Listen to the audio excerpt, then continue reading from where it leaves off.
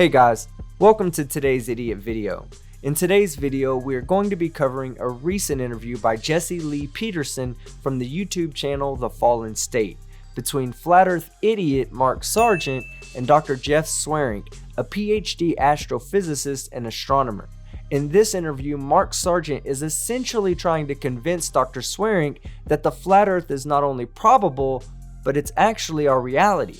Mark Sargent really likes to hear himself talk, so I will be cutting out a significant portion of the original video and focus just on the points being made by both participants.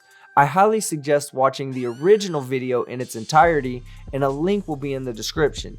Now, thank you to all of my channel's patrons and members for helping support the channel so that I can continue to seek out and destroy flat Earth arguments one idiot at a time. So let's begin. This is going to be a very, very mamma mia, hola, si senor, interesting show, because we're talking about something that is shocking to me, and it's hard to shock me. Is the Earth round or is it flat? Well, let me stop you right there, Mr. Peterson. It's round. We checked.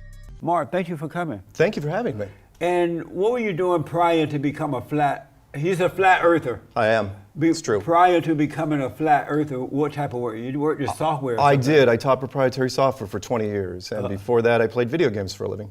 Great. So you're a software engineer with an affinity for video games. Sounds totally qualified to be disputing the scientific foundations of our reality. Now, being a software engineer doesn't preclude you from being smart enough to question the scientific consensus, but it does help to be an expert in the STEM field that you're trying to discredit. And it definitely doesn't help if you're a science-denying flat Earth idiot. And on my left, I have me Dr. Jeff, and his last name, I would never be able to pronounce it. Dr. Jeff, what's your last name? Swearing. Swearing. I do work at UCLA. I work as a research faculty there. I do research on high-energy astrophysics stuff. I also work at Reasons to Believe, talking about how science and Christianity work together. Oh, good. Well, thank you for coming, man. Glad to be here. I told you I'm happy to have both of you here because I have no idea how this flat Earth thing came about. Flat, you're living in a building, no different than this, a giant stage with walls and a floor and a ceiling. Amazing. Yeah. Do you smoke pot? Mr. Peterson makes a good point. What hallucinogens are flat earthers taking to make them believe the world is flat, and where can I buy some? Because you must be either high on peyote or a total fucking idiot to believe that the Earth is flat. I don't. I don't, but that's a good question. And so, Dr. Jeff, you believe the Earth is round. I do, yes. And are you 100% sure the Earth is round? To the best I can measure it, yes. I want to stop this video here to point out to flat earthers what intellectual honesty and integrity looks like. When asked if he was 100% sure that the Earth is round, he answered truthfully. To the best of his ability to measure it, it appears round enough for him to believe it. Flat earthers hold the intellectually dishonest position that the world cannot possibly be any other shape than absolutely flat without exception. Mark Sargent will show his lack of intellectual integrity a bit later in this video, but Mark Sargent's an idiot, so let's continue. But as I've looked through certain key places or places where they say, okay, this is evidence of flat, as I've dug into the details, I find it not so convincing after I've looked at some more of the details. What's not convincing about it? Well, I think one of the things that I have yet to hear is, we talk about, being able, whether you can see curvature around, and, if I could refer to, you sent me a video a couple of days ago, and you make a comment in there that you're on Whidbey Island looking over at Seattle, and you say, oh, we shouldn't be able to see Seattle because there ought to be hundreds of miles of curvature, or hundreds of feet of curvature. I'll be right there, hundreds of feet of curvature. And so I just sat down and did some calculations, and according to my calculations, that should be about 70, maybe 80 feet or less. And so the fact that you can see Seattle actually fits very comfortably within what I would expect in there. I've said it before and I'll say it again. All flat Earth evidence fits nice and smoothly inside of our globe Earth predictions. Sight distances, communications, land distances, air traffic travel times, all are used as evidence for the flat Earth and can also be used as evidence to support the fact that the Earth is a globe. But when you flip the tables, there's overwhelming exclusive evidence that supports only one model while eliminating the other, and that model is the heliocentric model. But I think to me the biggest reason why I think the globe is, or why we live on a globe, the Earth is a globe, is that when I look at how things work, I'm an astronomer, so I get to study what's going on in space. I'm also a physicist, so I study how instruments work here. And when we look at gravity, let's just say that, because that's very different in how a flat Earth and a globe Earth could be very different. Yeah.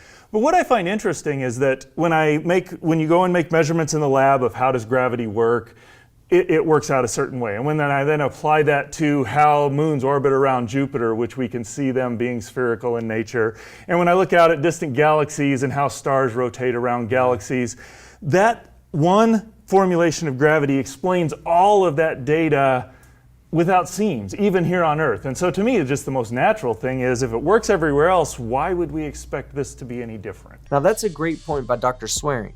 It's not that we just see gravity working on our own planet, but we can see gravity working everywhere we look, including outside of our own solar system.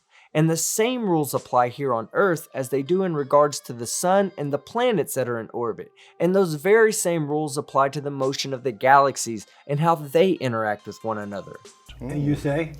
I'm saying that if we were in a giant planetarium, as it were, you see the same things you're talking about. You see a moon, and you see planets, and you see stars.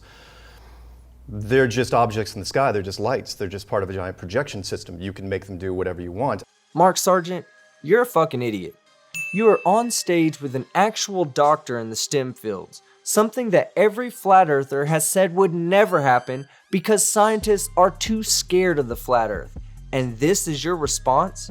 He gives you a valid explanation as to why we accept gravity as a fundamental fact of reality, and the best you have is to say that those are just lights in the sky like a planetarium?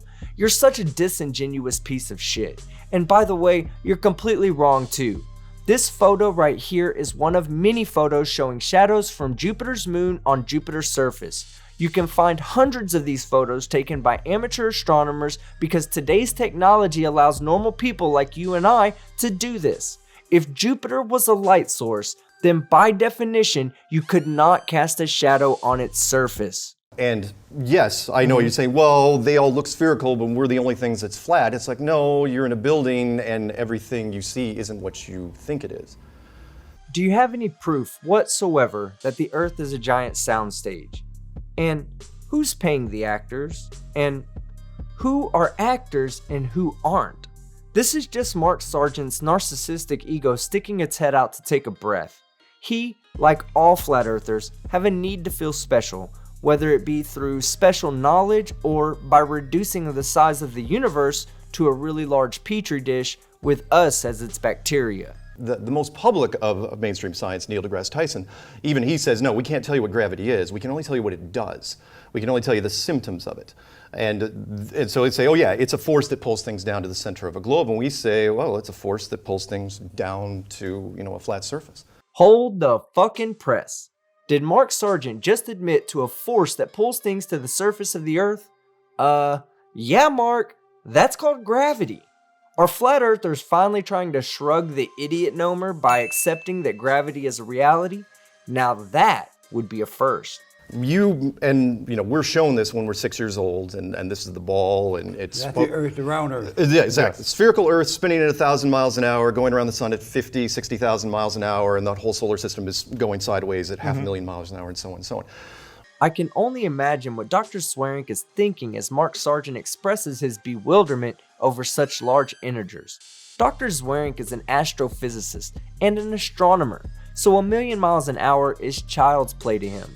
1,000,000 miles an hour is about half as fast as grass grows on the cosmological scale. But Mark Sargent won't get that, because Mark Sargent's a simpleton idiot. What's interesting, though, is, and this would be more or less a representation of the flat Earth, a self-contained system roughly the same size. But here's the big difference. This can't exist on its own. It uses a huge support system to survive, meaning you need a sun and a solar system and a galaxy and a universe around it, where this needs nothing. This has to be one of the dumbest arguments I've ever heard for someone believing in a flat Earth.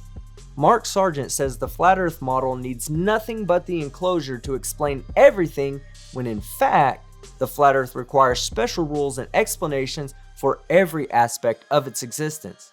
For instance, who built the flat Earth? How was the dome constructed, and what is the dome constructed of? What keeps the Earth in its place? Where are these pillars everybody keeps talking about? Why hasn't anyone ever seen the dome? What's the black liquid over my head at night, and what's the blue liquid over my head during the day? And when they mix, why is it red? Who maintains the dome? Who changes out the light sources when they burn out? Why does the sun have a straight line shadow on the equinoxes? How does the model twist so that it remains in a fixed place, but we still get 2 rotational points in the sky? All these questions and so many more are left unexplained by the flat earth model that Mark Sargent and all flat earth idiots are convinced we're trapped on. This is just, if you look inside it, there's your world. So the question is, why couldn't that be possible? Well, that's simple enough. It's not possible because the flat earth model does not conform with reality and offers absolutely zero predictive power. Here's a challenge to all of you flat earth idiots out there. Using just your flat earth model, can you tell me where Halley's Comet is and why we can't see it? Also, can you tell me when we will be able to see it next, and in what part of the sky we will be able to see it come from? While the flat earth model has no answer for these questions and offers no usable prediction power, all of these questions are quite nicely answered by the heliocentric model of our solar system. In fact, if it's easier to understand, which is why it's been catching on as fast as it has, if this is easier to understand than this, because this takes huge amounts of math, geometry and trig and calculus and quantum mechanics and everything you specialize in, why wouldn't people be attracted to this?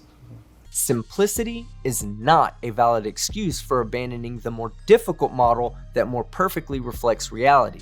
Yes, the math surrounding the globe Earth model is complicated, but the math surrounding the flat Earth model is flat out wrong. An example of this would be the discrepancies in the size and shape of Australia on a globe Earth model versus a flat Earth model. The globe Earth model matches perfectly to what empirical distance measurements show, while on a flat Earth model, there is simply zero congruency with reality, and yet flat Earthers still believe the Earth is flat. But flat Earthers are idiots. Well, and it may be, and I'll say straight off the top, I can't prove the Earth is not flat. Well, that statement definitely got Mark Sargent's attention. But Mark, that is the intellectually honest position to hold on pretty much everything but math. In science, we use our methodology to disprove all other possibilities, to leave us with just one acceptable hypothesis, given our current understanding. Now we have to add the words "given our current understanding" because in the future, we may have a better understanding. Let me give you an example. Isaac Newton believed that there was a force attracting one mass to another, and then Einstein came through and replaced Newton's gravitational force with his theory of general relativity. And one day, we will hopefully have a better understanding of reality so that we can replace Einstein's theory of general relativity with a newer and more complete theory. But as with Newton, Einstein's theory of general relativity will be replaced when a new theory is put forth and tested that makes all the predictions that general relativity makes and at least one prediction that it cannot make. As of right now, the flat Earth model and theory make about as many predictions of reality as a map of Disney World. The biblical model, and I'm on your side in a lot of ways. The Bible is a flat earth book, in our opinion. There's only one chapter and verse that even comes close, and that's Isaiah 40:22, which says, "He who sitteth upon the circle of the earth." Again, circle's not ball, it's not globe, it's not sphere, it's circle. That's a circle. You say?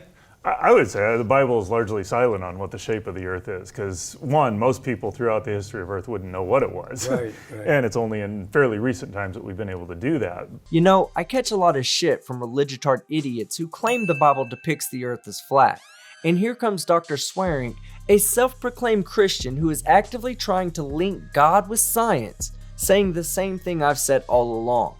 Any and all references to a stationary or flat Earth in religious texts can simply be written off as a lack of understanding and technology at the time. If those same people were here today, they would not believe the Earth is flat. You know, I mean, especially when you go back and you look at Neil Armstrong as he's, and the astronauts that are going there, and they're talking about Scripture and seeing God's majesty in creation, to then come back and say, oh, I've got to lie about this, that's inconsistent with Christian character. I agree. But at the same time, look, they were military. Now this is a bold-faced lie. Out of the 833 astronauts sent to space, 109 of them were non-military civilians. This just goes to show you the lengths that flat earthers will go to just to maintain their fallacious belief system. Now that wouldn't be a problem to me if that's where it stopped, but it doesn't. Flat earthers push these lies as truth in an effort to indoctrinate new members into their cult. Mark Sargent, you and all flat earthers are fucking idiots. Why would they want to deceive us though? What would be the purpose of that? Power, control, nothing. How are they gaining power by deceiving us? No, retaining power. More meaning, if you've built up a civilization, especially since Copernicus, that is, you build a civilization on science. Look, science has been the trendy religion for 500 years. Oh my goodness, Mark Sargent, you're such an idiot. Science is not a religion because it's not based on blind faith. Science is the process by which we make sense of our reality enough so that we can make accurate predictions of the future. Religion is simply believing that there is a God or an afterlife or a creator that has no physical evidence to back it up.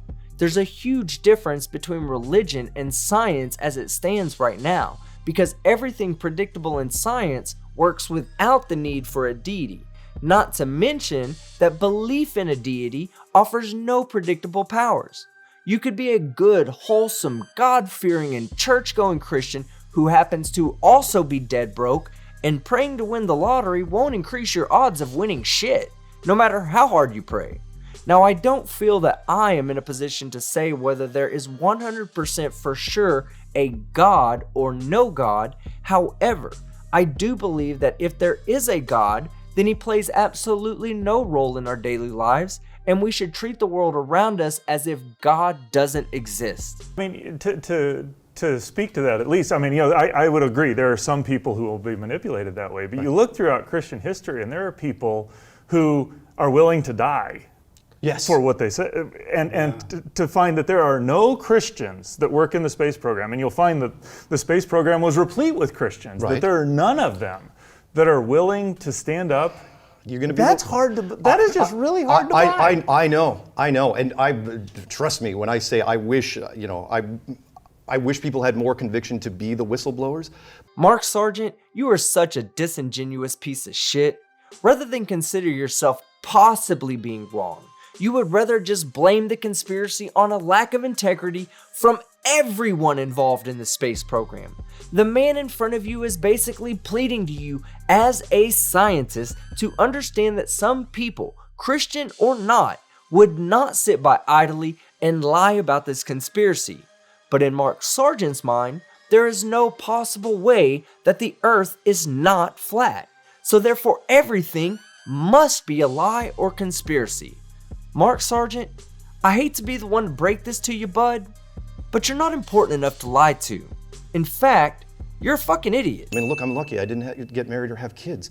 No, Mark, the human race is lucky that you didn't get married and have kids. But don't worry, right before Patricia Steer's internal clock runs out, I'm sure she will marry you out of desperation, and you guys can have your own personal idiot clone running around. This thing was built as a puzzle, as a test for us. Yes, God was involved, and I don't know if we want to call. Did God build this? In my mind, yes, God did build this. And He built it so that we wouldn't see it, wouldn't understand it. Not right away, but eventually, yes. When are we supposed to understand it? Now, as we finally reached a technological level which could be detected. It's funny that you say that, since all of this modern day technology is actually pointing towards a spherical rotating Earth orbiting the sun. You're an idiot. What do you do with the science bases that are on the South Pole? The military science bases? No, those it's guys? not military. Oh my God, come on, man. No, I work with people who do high energy gamma ray astronomy, or high energy astronomy there. Everything is authorized by the governments down there. And by that I mean the Antarctic Treaty, which was put in place in 1959, says no private corporation ever, no matter how much money you have, no matter how much clout you have, can set up shop there, ever. For any reason. In fact, it's not even up for debate until 2041. So the South Pole Neutrino Observatory that measures, so that's on the South Pole. Well, it's on Antarctica. How about that? No, The IceCube South Pole Neutrino Observatory is about 7/10 of a mile or 1/10 of 1 degree away from the actual South Pole. That's about as close as you're gonna get. And the IceCube Observatory is a non-military outpost that is run by the National Science Foundation at the University of Wisconsin. But do you think Mark Sargent will ever accept those facts in lieu of giving up his world beliefs? Of course not, because like all flat earthers, the truth about our planet is the last thing they want to hear about unless that truth is confirming that the earth is flat. This is why I stand by my assertion that all flat earthers are fucking idiots. Let me ask you, how does an eclipse work? Well, so in the globe model, the eclipses, you've got two types of eclipses. One where the more common that most people are familiar with is where the Earth's shadow goes onto the moon. So you got the sun, you got the Earth, you got the moon, and the shadow of the Earth is roughly the same size as the moon, a little bit larger. But so the light from the sun will be, or the light from the sun will be shadowed by the Earth, and you'll get a shadow on the moon. You can also have a solar eclipse where the Earth and the moon and the sun are here, and then the sun, the light is blocked by the moon, and there's a small region on the Earth where the sunlight cannot hit. So do you agree with him as far as how an eclipse works? Do you agree with that? No, I don't agree with that, only because it can't be possible, of course, in something like this, because we're talking about a sun that can't be hundreds of thousands of miles wide and a moon that can't be 2,000 miles wide. Well, there you have it, ladies and gentlemen, from the horse's ass straight to your nose. It is not about proving our model wrong, but it is all about fitting it into the model they want to believe in. Flat Earth idiots like Mark Sargent are not interested in any truth. They are only interested in proving themselves right, which is the exact opposite of how science works. In science, we develop a hypothesis that others attempt to invalidate. And when all efforts to prove a hypothesis wrong are exhausted, then you know you are on the right track to a new discovery. It's also just, you just black out part of the sun. It's easy enough. Wow, you truly are a fucking idiot. Hey Mark, what do you think would happen to the world if you physically blacked out the sun so that it wasn't shining anymore? Do you think the shadow of the eclipse would still be limited to just 70 miles? No, you dumbass, it would block out the sun for everyone on Earth. You don't think your argument's through thoroughly, do you? Okay, so I think this is where we're going to end it today. What a waste of time for the astrophysicist to bring up some really good points only for Sargent Idiot to just act as if it didn't matter because it doesn't fit his belief system. I hate to tell you this, Mark, but science is the understanding of reality, and reality doesn't give a fuck about an idiot's demands to be special. Now I'd like to take the time out to thank whoever dressed Mark Sargent today. It's about time he took off his I Am Mark Sargent shirt and gave it a wash, because he is Mark Sargent, and he is a fucking idiot. Alright, so you're still here, and I'm confused as to why. It's almost as if I say something quirky and stupid at the end of all my videos, and you're finally catching on. Don't forget to hit that thumbs up, subscribe, and click my dinger to stay notified of new content. Special thanks to all my patrons and channel members whose support I truly appreciate. I'm Father Skeptic, and I'm out.